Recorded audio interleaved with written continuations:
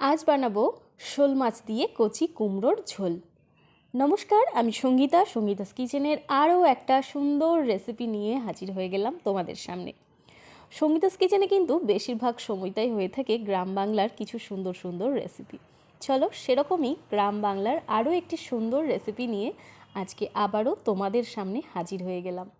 তো আজ যেহেতু শোল মাছ দিয়ে কচি কুমড়োর ঝোল বানাবো, সেক্ষেত্রে প্রথমেই নিয়েছি শোল মাছ, যেটাকে ভালো করে ধুয়ে নুন হলুদ মাখিয়ে আমি রেখে দিয়েছিলাম 5 থেকে 10 মিনিট মতো।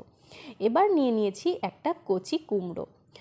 মিষ্টি কুমড়ো দিয়ে কিন্তু বেশ অনেক কিছুই রান্না হয়, তবে সত্যি কথা বলতে কি, কচি কুমড়োর স্বাদ কিন্তু অন্য রকম।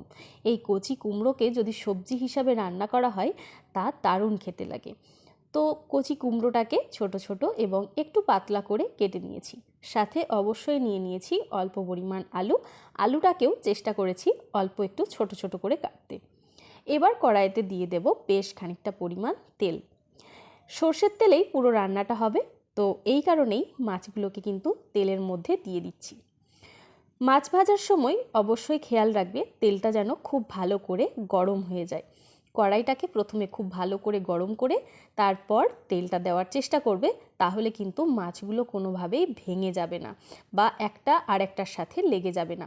কড়াই এবং তেল পারফেক্ট গরম করার পর কাঁচা মাছ যদি ভাজা হয় তাহলে কোনোভাবেই কিন্তু মাছ ভেঙে যাওয়ার সম্ভাবনা থাকে না। তো ধীরে ধীরে মাছগুলোকে কিন্তু ভেজে নিলাম। রান্নার কিছু ছোট ছোট টিপস আমি প্রায় প্রতিটা রান্নার ভিডিওতেই তোমাদের সাথে শেয়ার করে থাকি। তো এই ধরনের ছোট ছোট টিপসগুলো কিন্তু অনেকেরই জানা থাকে না, তো তাদের অনেক হেল্প হয়ে যায়। তো যাই হোক, এবার চলো ফোড়নেতে দিয়ে দেব অল্প একটুখানি কাঁচা লঙ্কা, আর তারপর দিয়ে দিচ্ছি কেটে রাখা কচি কুমড়ো আর আলুটাকে একসাথে দিয়ে বেশ ভালো করে নেড়ে চেড়ে নেব। আর ওপর থেকে দিয়ে দেব পরিমাণ মতো লবণ আর পরিমাণ মতো হলুদ। এই রান্নাগুলোতে লবণের পরিমাণটা একটু কম দিলেই ভালো হয়, কারণ কচি কুমড়ো যে একটা সুইট টেস্ট, বেশি লবণের জন্য কিন্তু সেটা নষ্ট হয়ে যেতে পারে। তো সেক্ষেত্রে লবণের পরিমাণটা খুব সাবধানেই দিতে হবে। এবার 5 থেকে 10 মিনিট মতো ভালো করে সবজিটাকে ভেজে নেওয়ার পর দিয়ে দেব পরিমাণ মতো জল। ঝোলের পরিমাণটা কিন্তু খুব বেশি রাখবো না, যেহেতু কচি কুমড়োটাকে আমরা একটু পাতলা করেই কেটেছি, তাই ঝোলের পরিমাণটা অল্প রাখবো। এবার সবজিটাকে 10 থেকে 15 মিনিট মতো ঢেকে রান্না করব। তারপর যখন মোটামুটি সেদ্ধ হয়ে আসবে, ওপর থেকে দিয়ে দেব শোল মাছের পিসগুলো। তারপর ভালো করে নাড়িয়ে চাড়িয়ে আবারও 5 মিনিট মতো ঢেকে রান্না করব। আর যখন সবজিটা খুব ভালো করে সেদ্ধ হয়ে যাবে, তখন কিন্তু এই সবজিটাকে আমি আলাদা করে নামিয়ে রাখব, কারণ একদম শেষে দিতে হবে অল্প একটু ফোড়ন। এই ধরনের হালকা পাতলা রান্নাগুলোর জন্য একদম শেষে যদি একটু ফোড়ন দেওয়া হয় তাহলে টেস্টটা কিন্তু ভীষণই ভালো লাগে। তো কড়াইতে দিয়ে দিয়েছি অল্প একটু তেল, আর ওপর থেকে দিয়ে দিলাম রাঁধুনি।